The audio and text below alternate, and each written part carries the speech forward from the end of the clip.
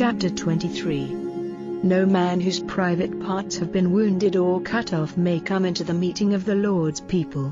One whose father and mother are not married may not come into the meeting of the Lord's people, or any of his family to the 10th generation.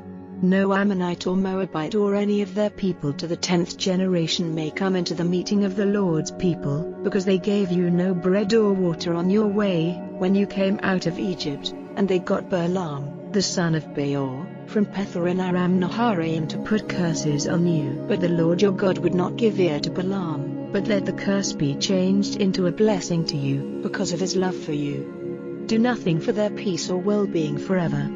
But have no hate for an Edomite, because he is your brother, or for an Egyptian, for you are living in his land. Their children in the 3rd generation may come into the meeting of the Lord's people. When you go out to war and put your tents in position, keep from every evil thing. If any man among you becomes unclean through anything which has taken place in the night, he is to go out from the tent circle and keep outside it, but when evening comes near, let him take a bath, and after sundown he may come back to the tents. Let there be a place outside the tent circle to which you may go, and have among your arms a spade. And when you have been to that place, let that which comes from you be covered up with earth, for the Lord your God is walking among your tents, to keep you safe and to give up into your hands those who are fighting against you. Then let your tents be holy, so that he may see no unclean thing among you, and be turned away from you. Do not give back to his master a servant who has gone in flight from his master and come to you. Let him go on living among you in whatever place is most pleasing to him. Do not be hard on him.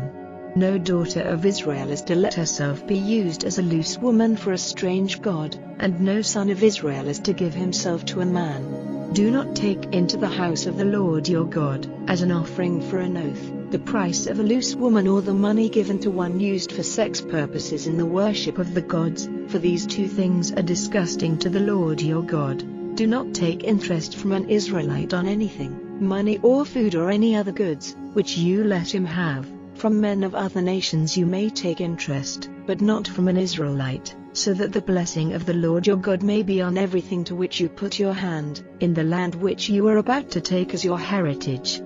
When you take an oath to the Lord, do not be slow to give effect to it, for without doubt the Lord your God will make you responsible, and will put it to your account as sin. But if you take no oath, there will be no sin. Whatever your lips have said, see that you do it, for you gave your word freely to the Lord your God.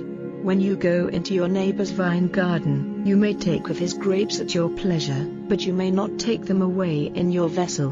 When you go into your neighbor's field, you may take the heads of grain with your hand, but you may not put your blade to his grain.